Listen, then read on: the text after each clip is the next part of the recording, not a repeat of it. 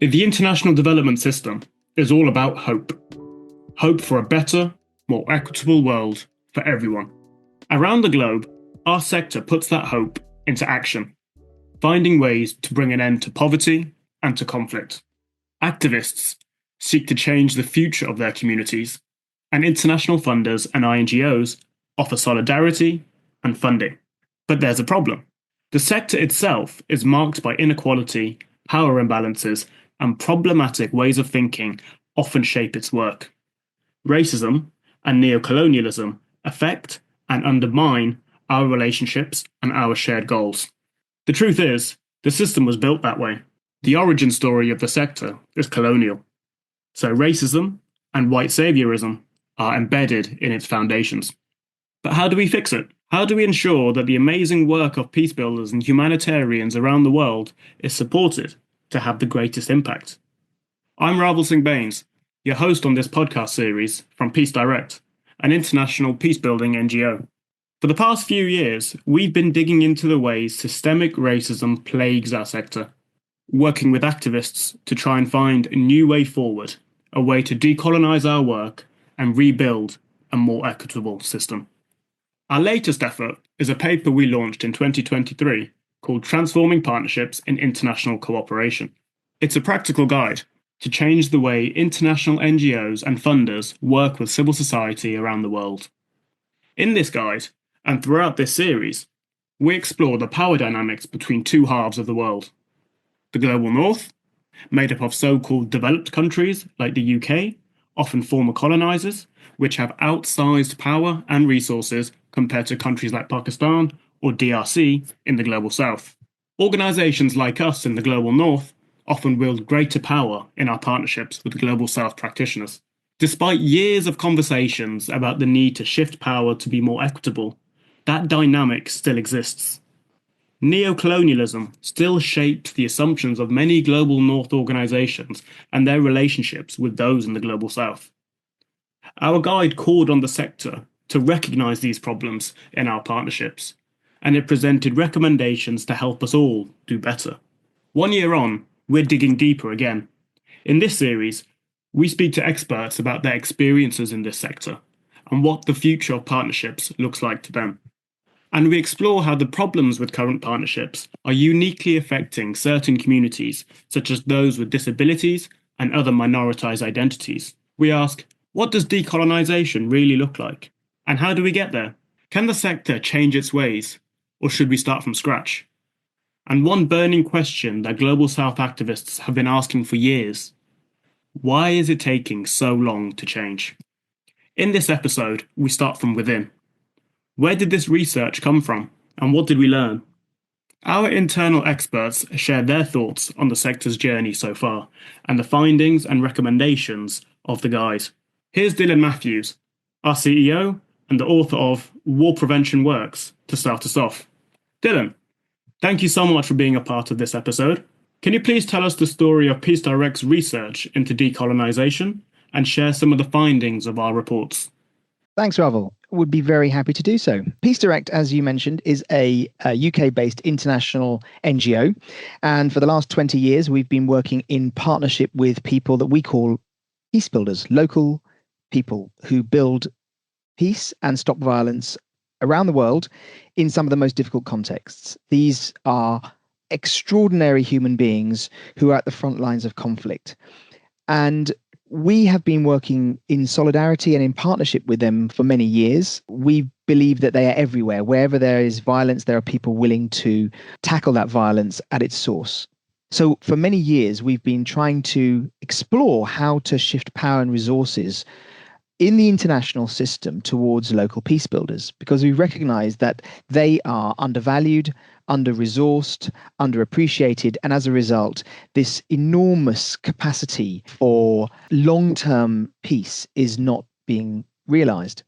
When I talk to donors and policymakers and fellow INGOs and ask them why they aren't providing more support to local organizations, they often share with me various excuses such as local organizations can't be trusted, local actors lack the capacity, local civil society doesn't exist in this region, the risk of fraud and funds going into the wrong hands is too great, they aren't effective, all of these sort of excuses. And every time we hear those at Peace Direct, we have tried very hard to counter those with evidence that they can be trusted, they are effective, they are sustainable, all of these types of evidence that we've produced over the years. But what we've found is that most of those fall on deaf ears. So much of the resistance in shifting power to local people was based in overt and structural or systemic racism. And that was quite a revelation for us, because up until that point, we really hadn't explored this issue of structural or systemic racism in the sector. And that began our own journey of exploration. So we decided to host a global conversation in 2020, only months after the murder of George Floyd, to ask local actors, local practitioners and activists how they experience us, how they experience racism. What do they see as the blockages in the system and the barriers in the system that are preventing them from playing the role that they should play because they are the leaders in their community? And that led to an outpouring of insights, which were quite sobering for us and quite shocking when we started to hear just how profound the sense of hurt and the profound sense of discomfort that local actors have about how the system works and doesn't work, actually. And that led to report Time to Decolonize Aid, which came out in 2021. Since then, we've developed our thinking even further. We've held further conversations with local actors, with INGOs, with others in the sector to really try and understand the detail, the root causes of some of these problems. And that led us to a second report called Race, Power and Peacebuilding, which looked at the problems of structural and systemic racism in the peacebuilding sector. And both of those have been an enormously important moment for both Peace Direct, for local actors, but also for the sector, to be able to reflect on just how this sector has developed and our blind spots, and the realization that in the pursuit of trying to do good, we've actually done harm. And it's something that I talk about a lot because I think some people find it very hard to wrap their heads around this concept that a sector that they're proud of, a sector that is trying to help people around the world, simultaneously has done harm. So those two reports have come out in the last few years.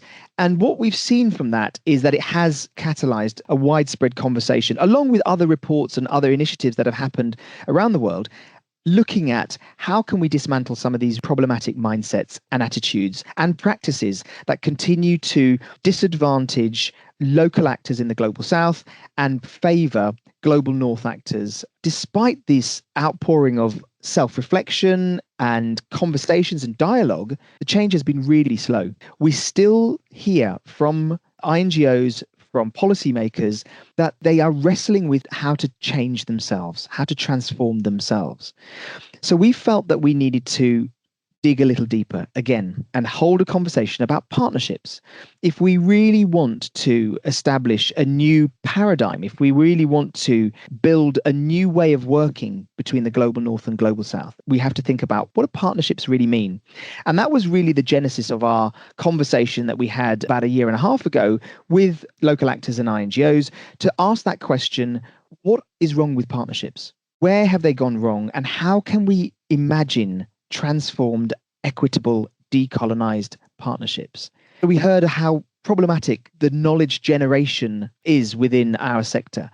We heard again that partnerships themselves are extractive and transactional.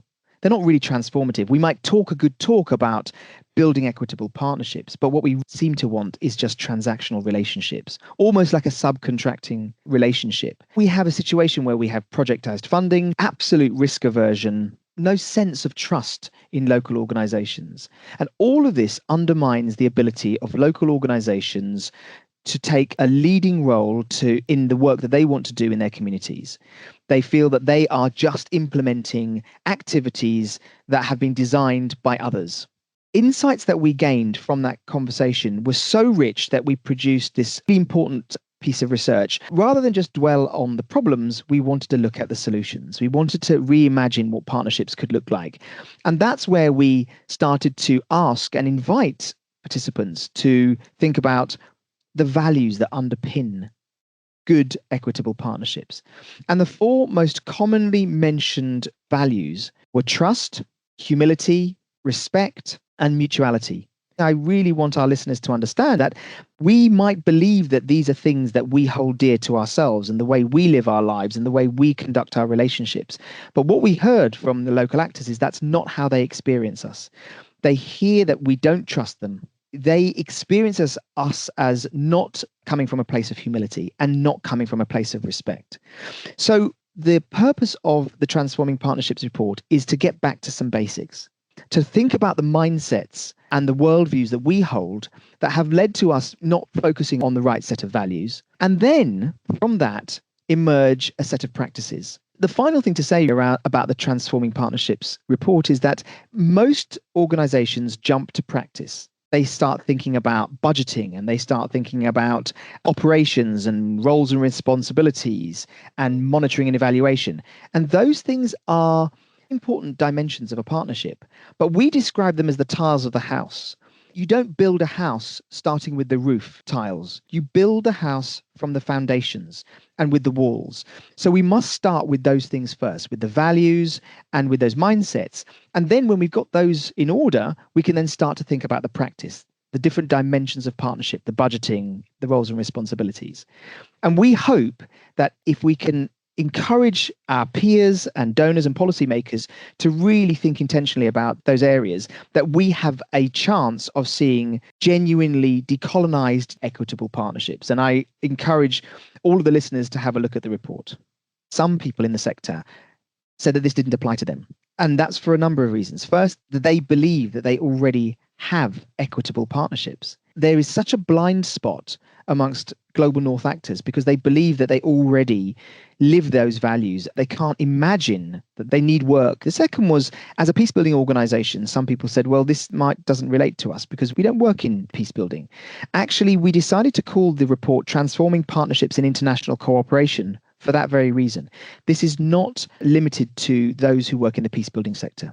This is for any organization or entity who wants to partner with others in the global south, whether you're a human rights activist, whether you're in international development, whether you're in humanitarian intervention, whether you're in environmental or conservation work, it doesn't matter. What we're talking about is a set of principles and a guiding framework that will help build stronger relationships between global North and global South actors, regardless of the cause or the theme. I think that leads us very nicely into the next segment of our podcast, where we are joined by two very special guests, Ruby Quanston-Davis and Dr. Prince Charles Dickson, who will be able to share their wisdom and their understanding on decolonising partnerships. Ruby is the Senior Learning and Impact Advisor at Peace Direct. She has almost 20 years of global experience on public policy research and advocacy, deliberate conversations, community engagement, and institutional development. She has worked extensively within Africa, as well as in Israel and the United States, where she uses innovative ways of reflecting, learning, documenting, and sharing knowledge. Dr. Prince Charles Dickson is a peace practitioner and policy analyst with decades of experience in media, public policy, psychology, and development practice. Based in Plateau State, Nigeria, Dr. Prince Charles is currently team lead for the Nigerian-based Tatawana Roundtable Initiative, a non-profit, non-partisan, and community-centered organization that brings people together and connects people of all ages and backgrounds to bridge the gaps in the community needs. A very warm welcome to you both, and thank you for joining us in this conversation today. Now, the first question that I have in my mind, and Prince Charles, I think I'll start with you, is what does decolonising partnerships mean to you in this context? I'll make it as simple as possible. It simply means when you say decolonization, it's shifting power, shifting decision-making power back to local communities, back to local actors, ensuring that their voices and their needs are prioritized. For me, is very important, challenging and reflecting the practices generally. And this has come at a cost because some of us are beginning to say if we're changing and challenging attitudes, we're also looking at use of nomenclatures, lingua franca in the entire development sector, localizing these, leaving the academia, leaving the practice itself to localize even the vocabulary of the peace building or development sector overall. So basically, when we say shifting power and bringing decision making back, It's taking it back to the roots, it's having a localized sense of the entire conversation. The question that came to my head when you were speaking was about responsibility. The responsibility for decolonising partnerships and, as you say, shifting the power and localising. The responsibility actually is on both partners or all of the partners within the partnership in itself. That's true. Because, for example, if you want to build randomly, let's say if you want to build local capacity, what's the responsibility? The thinking here is probably, for example, Peace Direct has the capacity, and then the locals are saying this is the expertise that we want. So that's shared responsibility. But before these conversations, before the advent of decolonization, we used to have a template where donors would say, this is what we want to build your capacity for. No one's asking, do you want your capacity to be built in XY? There was no shared responsibility. There was someone who was taking up responsibility and forcing it down the throats of the locals. Ruby, I'll come on to you. What does decolonizing partnerships mean to you in this context? It's difficult to talk about decolonizing partnerships without first acknowledging what the colonial paradigm was. And that is important in moving forward. That colonial paradigm was characterized by power. It was characterized, secondly, by superiority versus inferiority and how we saw each other. These are the mindsets that enabled something as drastic and evil as slavery. And so when we want to begin to talk about decolonizing partnership, we need to acknowledge that there was a form of partnership that existed. You may have heard people who try to defend colonialism or slavery and say things like, well, the other side was complicit, like partners in it. Well, what kind of partnership existed at the time? You've encouraged us to talk about our personal experiences. And so being from the part of Ghana where the slave castles are found and having studied my own chieftaincy systems, I look at the kind of conversation and negotiation that would have happened between colonial masters and the chiefs of my village. And in that conversation, I can just feel in my body the place of power, symbolized by the language that was spoken, the uniforms that were worn, the guns that were in slave castles, all of those things that just do not allow equal and just negotiations. So let's hold that as the paradigm that existed in colonial times. Today, when we talk about decolonizing our partnerships, we recognize that we have to undo some of those things of the past. And we're talking about things that have gone on for at least 4 centuries, right? And so the moment we begin to talk about decolonizing partnership, we're saying, how can this partnership be equal? How can this partnership be just? How can this partnership be respectful? So decolonizing partnerships already begin to reinstate these core principles as the way of engagement.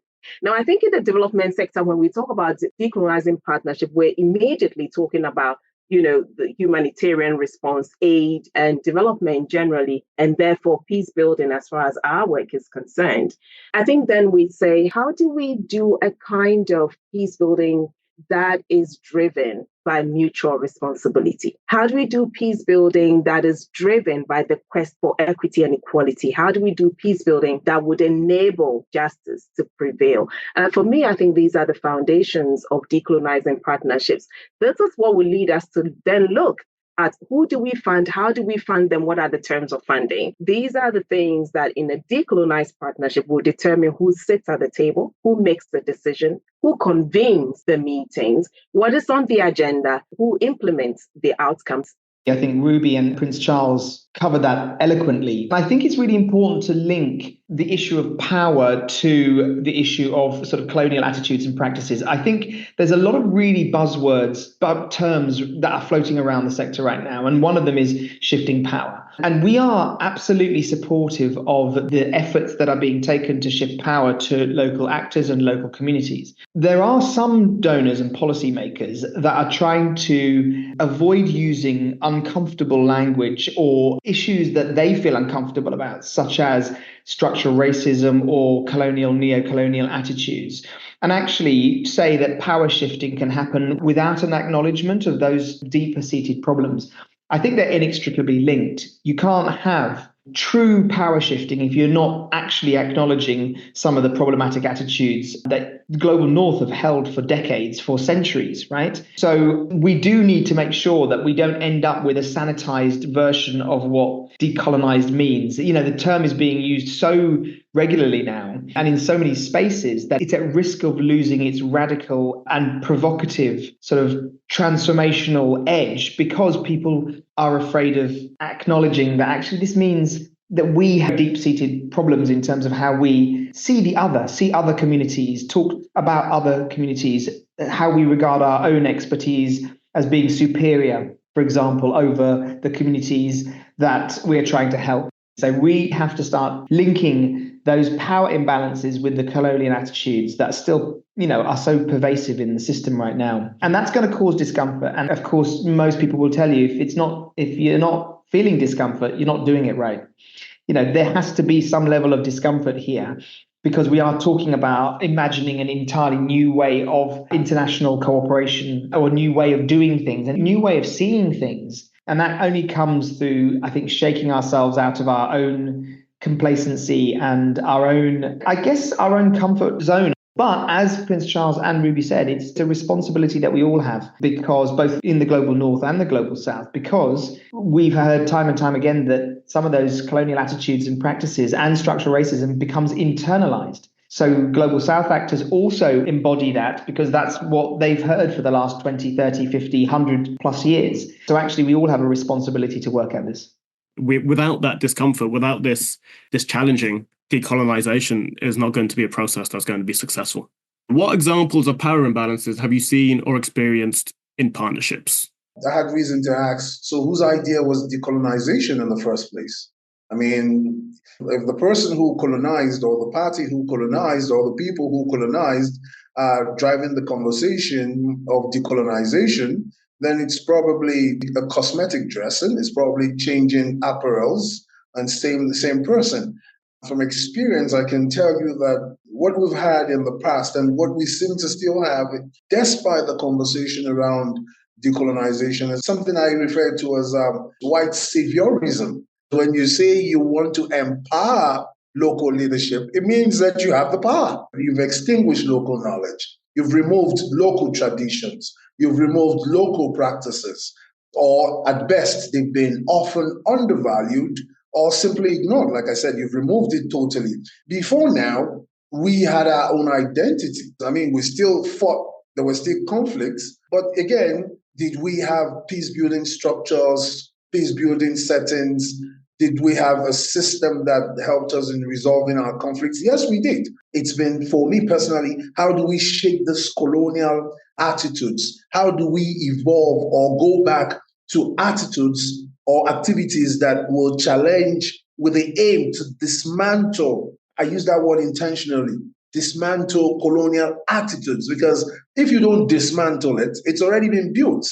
You have to change the stereotypes. I want to respond to your question about where do we see power imbalances. I want to respond to that in two concrete examples. One is in the area of knowledge systems, epistemology.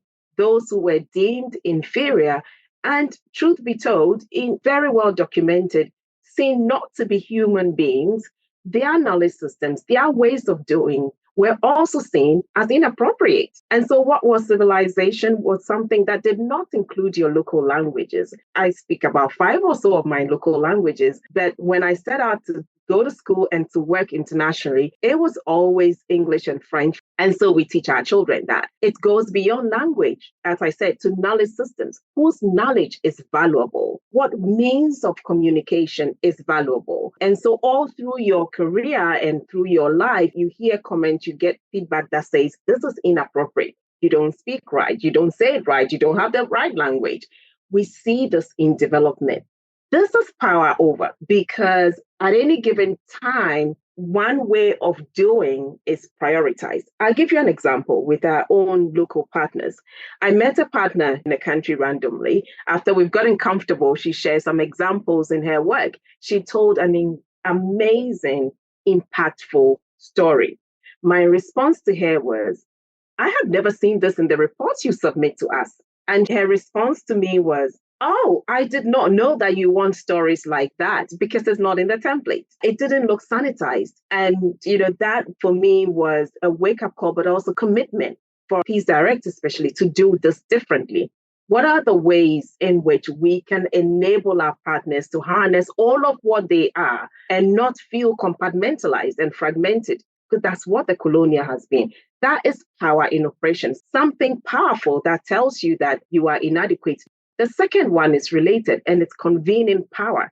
I think in the development sector, I think we underestimate the power of the convener. And in a lot of our local languages and proverbs, they tell you that, the one who invites you has power over the food you eat, the water you drink, because people are welcome with food and water, right? You take that to development work, and it's the same thing. That convener determines what's on the agenda. That convener determines where the conversation starts and where it ends, what kind of chair you sit on. So convening is another area of power imbalance that I think we do need to pay attention to. Even when you're speaking, you're highlighting the relationships and the connections between colonialism and the world we live in today and the partnerships that we see today in 2024 in terms of the ways in which we value knowledge and the ways in which we value ways of being and ways of doing.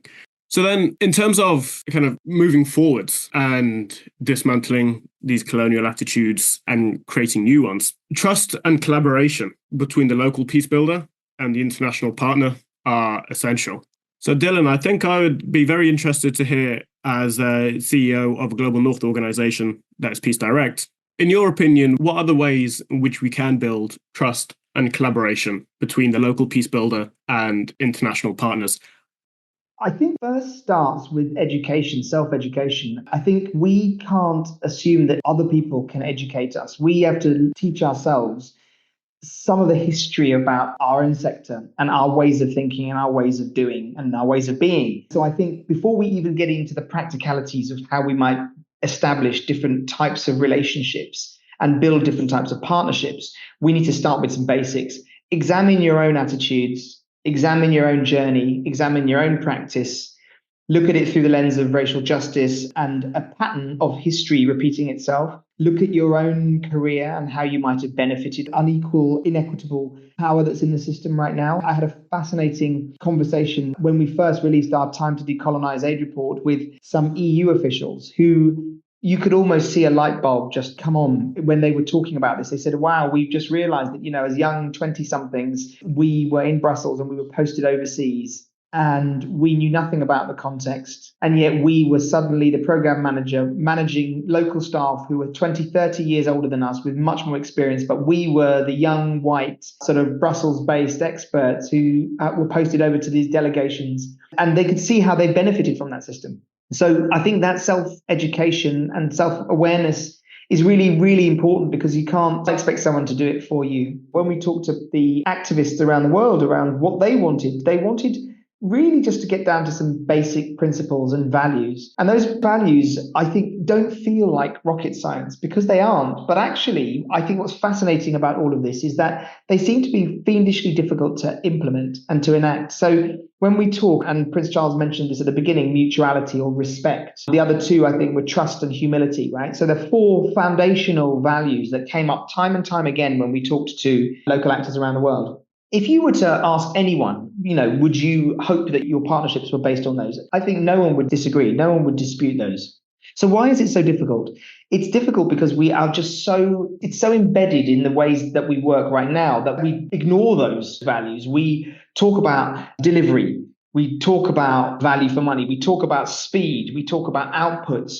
We talk almost in a sort of commercialized mentality about sort of just delivery, to the point it becomes almost like a commercial contract. Whether it is or not is sort of irrelevant. And so we need to strip some of that back and say this is relational. At its heart, this is relational. This is not technical. This is not a conveyor belt. This is about human relationships. So let's make sure that those human relationships are based on trust and respect. And let's make sure that we communicate in that way and we think based on those sort of values.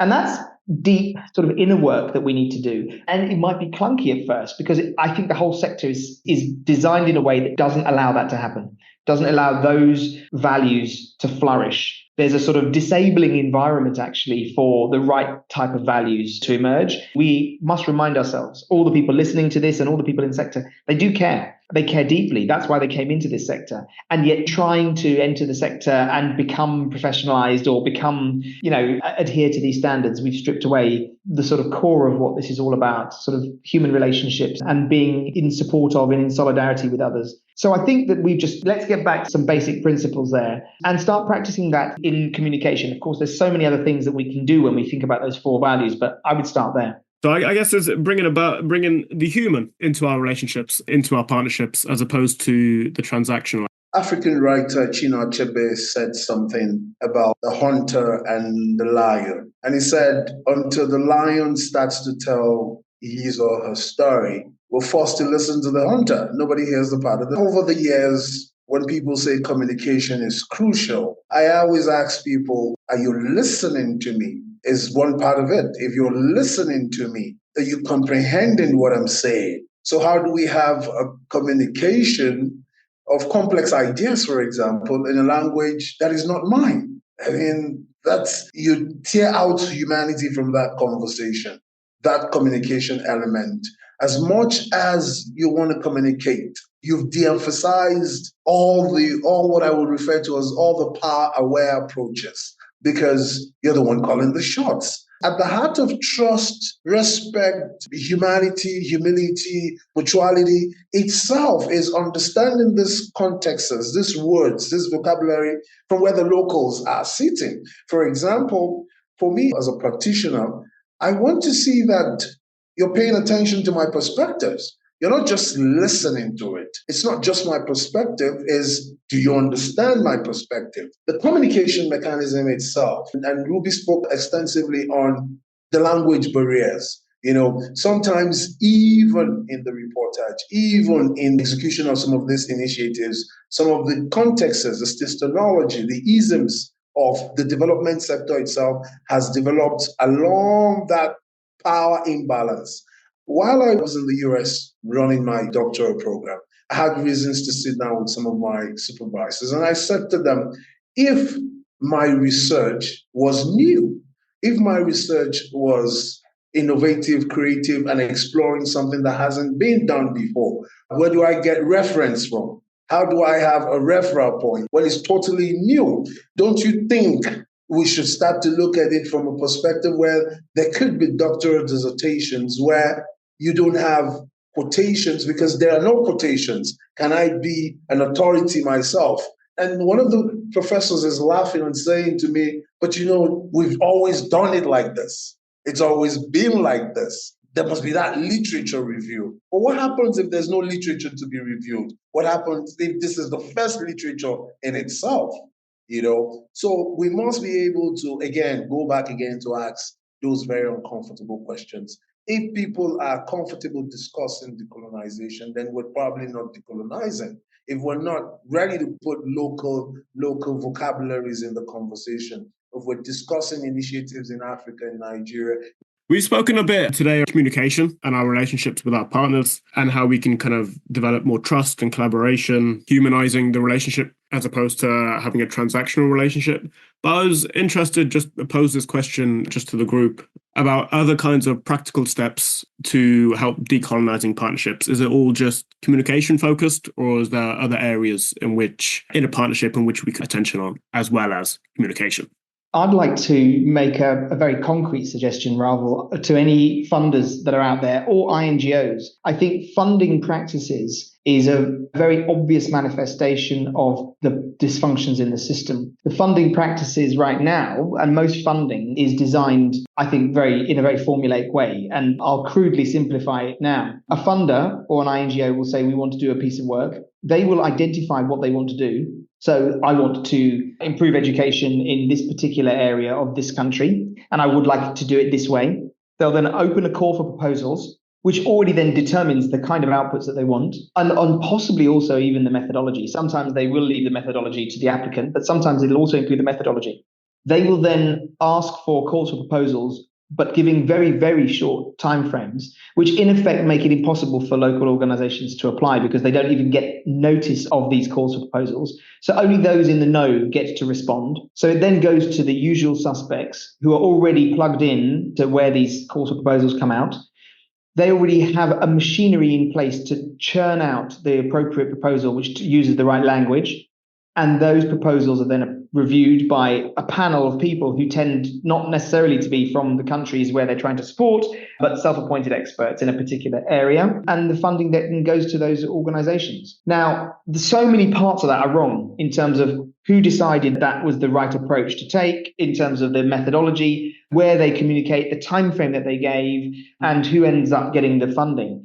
Imagine if you just opened up and said, as a funder or an NGO, we have an interest in, and of course, it is absolutely legitimate, by the way, for a funder or an NGO to say we have an interest in something. So you don't have to be, decolonised partnerships or decolonised funding doesn't mean that you can't actually say that you have an interest in a particular area of work. So let's say it's education in Plateau State. We have an interest in education in Plateau State.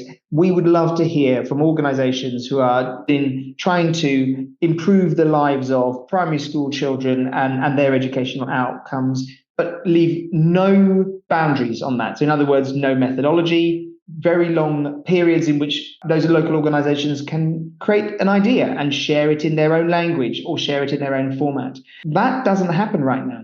By and large, the system, I don't know many donors that do that or NGOs. It's very, very prescribed. It's very, very specific to conform to a particular way of working. So I think that funding can be really ensure that those who actually have lived experience are in those communities who know the children, who know their children's lives, could actually apply and participate. But we would need to change our understanding of which knowledge we're basing our calls for proposals on, what we understand for impact, what we understand about different approaches, which language gets used for applying. And of course, we've talked about language a lot in this conversation. So I think that the current setup right now is probably 50 years out of date. I think we should have had a new way of funding international cooperation or international development or peace building. We should have had that decades ago, and we haven't. So this is my challenge to anyone listening to think about their own ways in which they agree funding or manage funding processes, whether you're an intermediary or a funder or an NGO. One of the things that our decolonizing partnership work is also trying to highlight is funding for what? I think we need to again go back to some basic questions. When people think they are funding to help someone who is so much in need, there is something wrong with it because it goes back to that power dynamic we talk about. But if you understand your funding as a mutual responsibility to fix a world in which most likely your government policies or foreign policies have enabled to dysfunction, then you have a different attitude to it. And then when you put in these restrictions, you ask yourself, do you want to enable change and impact to happen? Or do you want us to go through another project? We desperately need to sit with the discomfort of decolonization. And I say that to mean that too many organizations want to rush to do some cosmetic changes without understanding what has caused the system we are in. And as you would hear organizations like Peace Direct talk about continuously, this is a systemic issue, and it cannot have piecemeal solutions.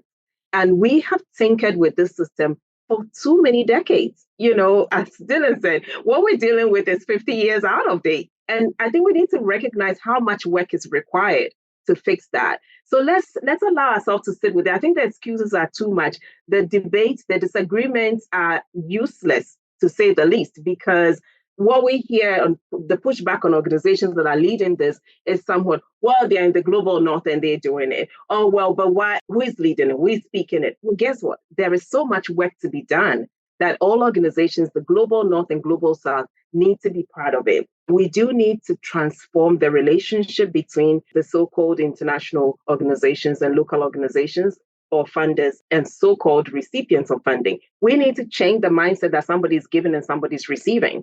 We need to get to the point where we see mutual responsibility for the problems in the world, that your funding is doing your part to the problem. And so it's not so much about a local organization accounting to you At the very least, there is multidimensional accountability because they have accountability to their local systems, as they do have for the countries or funders who may have taken taxpayers' money. We are learning partners. One is not superior over the other.